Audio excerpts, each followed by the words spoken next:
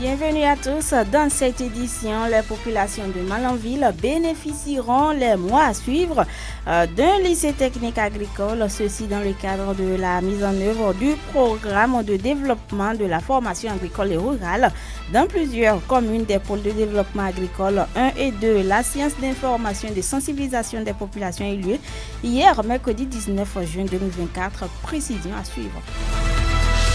Pendant ce temps, deux villages de la commune de Malanville, Garouzénon et Tomboutou, ont reçu hier mercredi une mission de mise en place d'une plateforme de gestion des marchés du projet Prima. Cette séance a eu lieu en présence des différents acteurs du marché, les autorités de la commune et les responsables du projet. David Labo y était, son reportage est à suivre. Et puis, réunis en conclave hebdomadaire des ministres, les membres du gouvernement sous la houlette du chef de l'État Patrice Talon ont pris plusieurs décisions. Ce mercredi 19 juin, les ministres se sont penchés sur la réorganisation des interprofessions à Dakar et Soja en vue de l'établissement d'accords cadres avec l'État. Mesdames et messieurs, voilà pour l'essentiel en titre. Merci de toujours préférer Sauta FM pour vous informer. Sauta Midi Magazine, le point de l'actualité de la journée sur ta radio. Sauta FM, c'est maintenant et tout de suite. Voilà, les populations de Malanville et environ peuvent désormais se frotter les mains. Il est prévu dans la commune la construction et l'équipement d'un lycée technique agricole afin de promouvoir le secteur de l'agriculture et de l'élevage. Et ceci dans le cadre de la mise en œuvre du programme de développement de la formation agricole et rurale dans plusieurs communes des pôles de développement agricole 1 et 2. Ainsi, il a été organisé une séance de sensibilisation des différentes couches sociales de la commune sur les avantages d'une telle initiative du chef de l'État Patrice Talon. Les assises ont eu pour cadre hier, mercredi 19 juin 2024, la salle de réunion de l'arrondissement central de Malanville en présence des autorités communales. Olivier Adaja est le représentant du directeur général de l'Agence de développement de l'enseignement technique. Avec la mise en place des lycées, les formations qui sont prévues, il faut que les populations puissent accompagner pour que les lycées, notamment le lycée de Malanville qui sera mis en place, que les populations puissent y convoyer leurs enfants pour l'intérêt de la production agricole, pour l'intérêt du développement agricole de Malanville d'abord, mais aussi de toute la région du Bénin en général. Le lycée de Malanville a été prévu pour un certain nombre de spéculations parce que les lycées sont spécialisés maintenant dans les différents pôles de développement. Donc nous avons pour le lycée de Malanville la formation pour les ruminants, pour l'horticulture, pour les céréales et assimilés. Nous avons aussi informé les populations de la création en accompagnement au lycée technique agricole de l'unité économique à vocation pédagogique. Alors cette unité-là va servir de terrain de pratique pour les enfants qui seront formés là. L'autre information que nous avons donnée aux populations, c'est que au sortir de leur formation, les apprenants devront produire des projets mémoire, projets qui seront avec l'accompagnement de la TDA financés à travers le Fonds national de développement agricole. Donc c'est pas que nous allons former les apprenants, les lycéens et les jeter. Non, nous allons contribuer, nous allons les amener vers l'insertion réellement. Le secrétaire exécutif de la mairie de Malanville a, au nom du conseil communal, réitéré l'engagement de la mairie de Malanville pour l'atteinte des objectifs visés. Olivier Loukoutui. Votre présence ici est très capitale et vous allez nous aider à informer toutes les couches. Les deux secteurs qui sont concernés, notamment l'agriculture et l'élevage, c'est les secteurs prioritaires de la commune de Malanville. La commune de Malanville a une forte production agricole. Sans empêchement, le conseil communal, l'administration communale que je représente ici, nous sommes très engagés sur des questions de formation technique et professionnelle. C'est pour vous rassurer une fois encore que nous sommes engagés, disponibles à vos côtés pour que ce projet important, parce que ça participe vraiment à la promotion de l'emploi local. Lorsque ces jeunes seront formés, c'est des milliers de bouches, comme le dit, qui vont être prises en charge à travers un jeune qui est formé. C'est très important. Je voudrais également remercier au nom du maire et du conseil communal toute l'équipe de l'agence et naturellement le gouvernement qui a su penser à ce projet pour le bonheur et l'autonomisation des populations de la commune de Malanville. Merci beaucoup. L'assistant du responsable de la cellule suivi et évaluation au niveau de la TDA Vallée du Niger invite les populations à faire une large diffusion de cette bonne nouvelle qui vient à point nommé réduire le chômage des jeunes à Malanville. Extrait des propos de Alidou Aladi Moko. Il faut que les parents comprennent pourquoi le choix de Malanville a été fait à travers les interventions. Ils ont compris le message qui part de l'agence est venu faire au niveau de la commune. Nous, ça nous va droit au cœur parce que d'une manière ou d'une autre, c'est une complémentarité au niveau de ces formations professionnelles agricoles et au niveau de l'agence territoriale du développement agricole qui fait la promotion des filières au niveau du pôle. Les lycées seront les lycées thématiques, les lycées spécifiques. Il faut que tous ceux qui ont pris part à cette séance de sensibilisation, hommes et femmes, agriculteurs, éleveurs, transformateurs, commerçants, commerçantes, transformatrices, une fois retournés, puissent élargir. On va rester toujours au plan local. Deux villages de la commune de Malanville, Garou-Zénon et Tombouctou, ont reçu hier, mercredi 19 juin 2024, une mission de mise en place d'une plateforme de gestion des marchés du projet Prima. Cette séance a eu lieu en présence des différents acteurs du marché, les autorités communales et les responsables du Prima. David Labo nous fait le point à travers ce reportage. Ils sont nombreux, ces différents acteurs du marché de Malanville, à prendre part à une séance de mise en place de la plateforme multi-acteurs, désormais l'œil du gouvernement béninois dans la mise en œuvre des activités du projet Prima. C'était ce mercredi 19 juin 2024 à la salle de réunion de la mairie de Malanville en présence des autorités communales. Les notions et rôles de la plateforme ont été projetés. Pour le secrétaire exécutif de la commune de Malanville, le Prima est un grand projet du gouvernement et c'est une chance pour Malanville de bénéficier de ce projet. Olivier Alokoutoui a itéré l'engagement sans faille du conseil communal pour l'atteinte des objectifs visés par le Prima. Nous accueillons cette initiative de mettre en place une plateforme multi-acteurs pour permettre vraiment de soutenir à la fois le programme, les différents projets opérationnels de ce programme pour que les objectifs de ce programme-là soient atteints. Le petit devoir que nous avons à jouer, nous devons le jouer avec succès. Et pour ma part, en tant que secrétaire exécutif, je voudrais rassurer davantage Prima et tous les autres projets opérationnels de ce programme que l'administration de la commune de Malanville est entièrement disponible, très engagé d'ailleurs pour que ce programme puisse être conduit avec grand succès dans notre commune.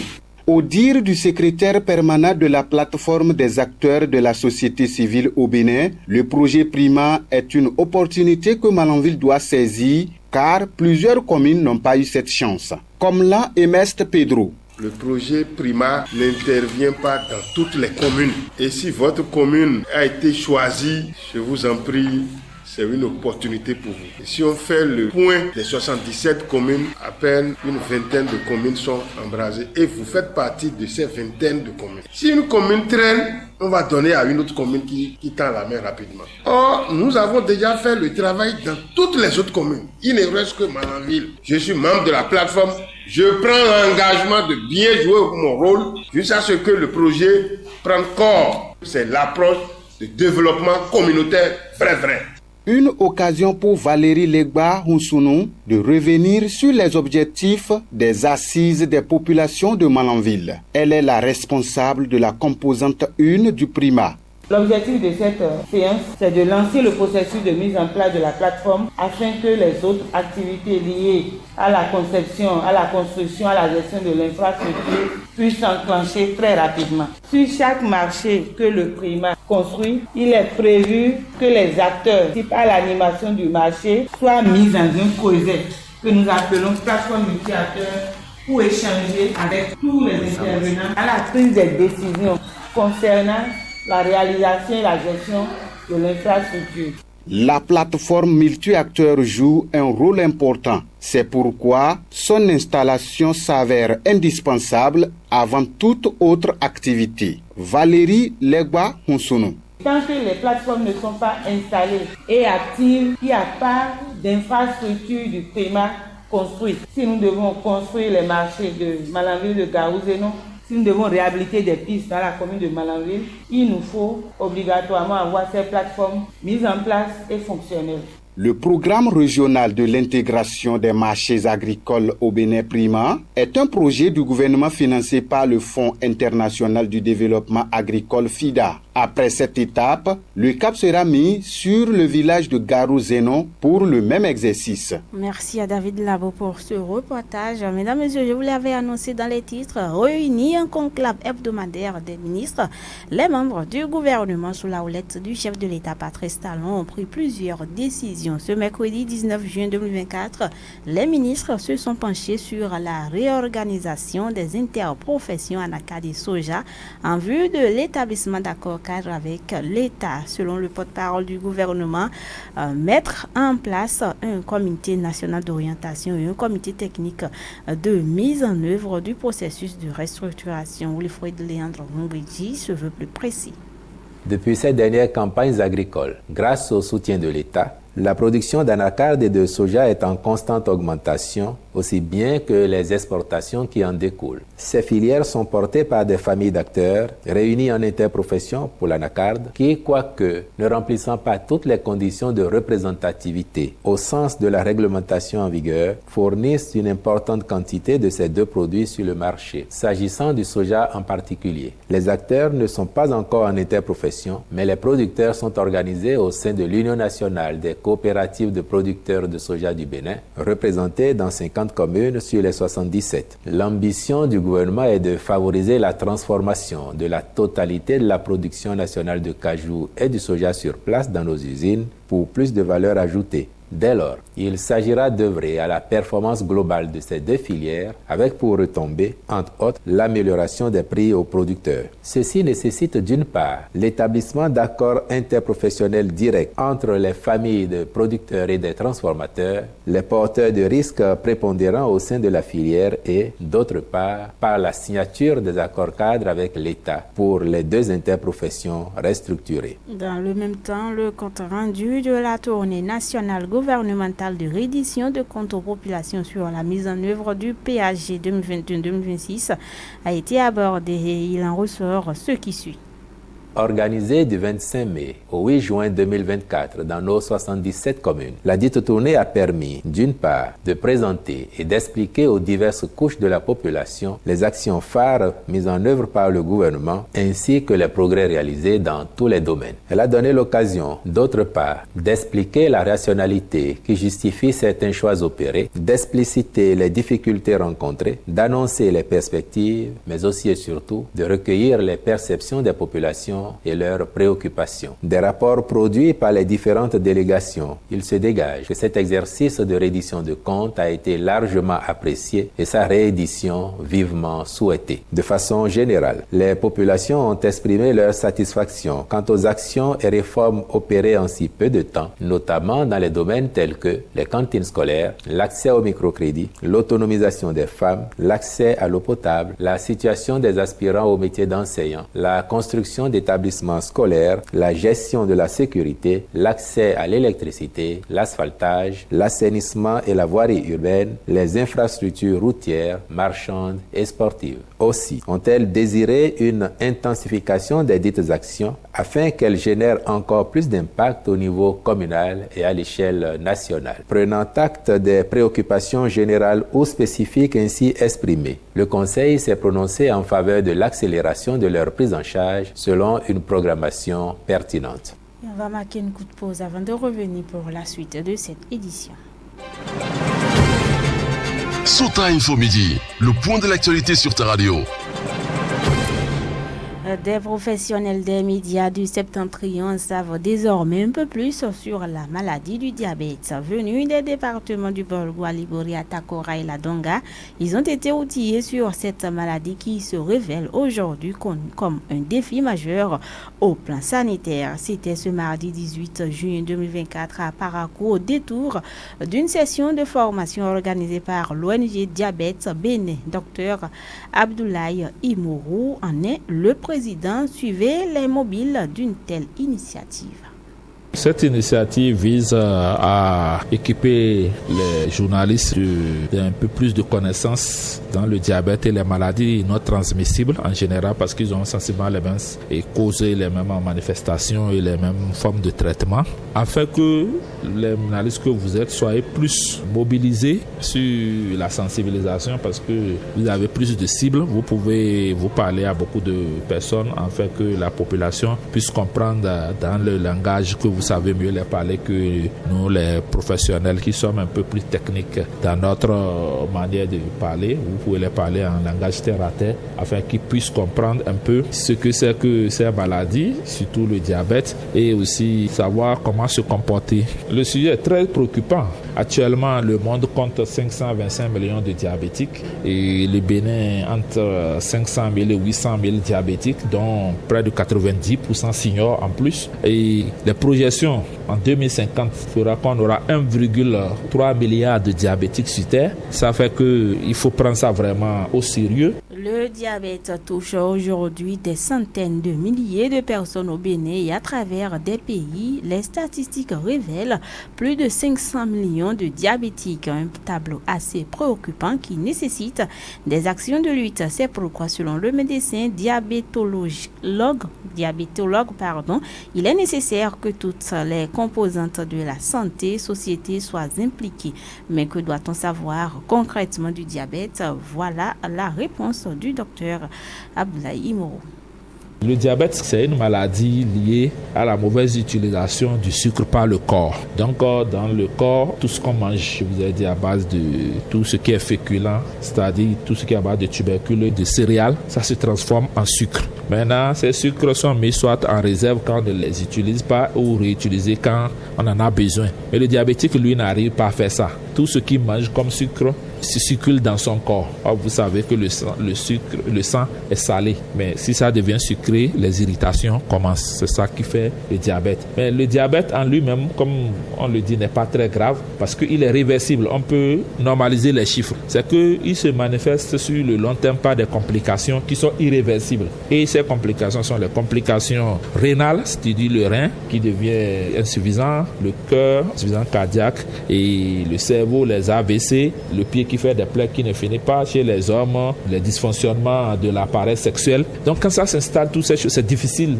On ne peut plus reculer en arrière. Donc le mieux à faire, c'est de mettre tous les moyens à notre disposition pour que les gens deviennent de moins en moins diabétiques ou bien que ceux qui sont diabétiques soient mieux traités et bien suivis. L'alimentation est un facteur important pour toute personne et cela nécessite un suivi accru selon le président de l'ONG Diabète Bénin, Dr Abdoulaye Imoro, profite de notre micro pour lancer l'appel que voici aux populations.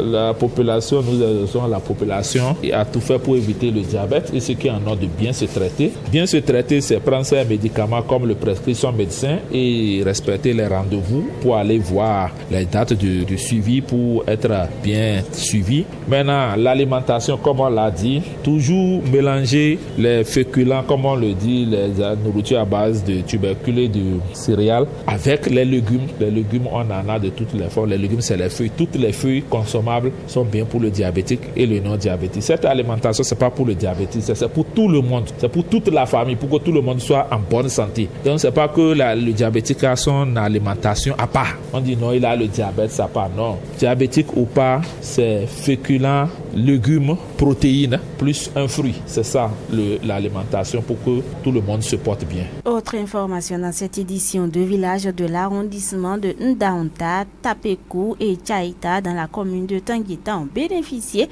hier, mercredi 19 juin 2024, d'importants lots de matériel et d'équipements de transformation de riz dans le cadre de la mise en œuvre du projet de cohésion sociale COSO. La cérémonie de remise de ces matériels a eu lieu en présence des membres des ADV, des agences de la TDA, des agents de la TDA, des acteurs du projet avec à leur tête Dosoumou, facilitateur technique COSO dans les communes de Tanguita et Tukuntuna. Le point avec Robert Sotima Tiando.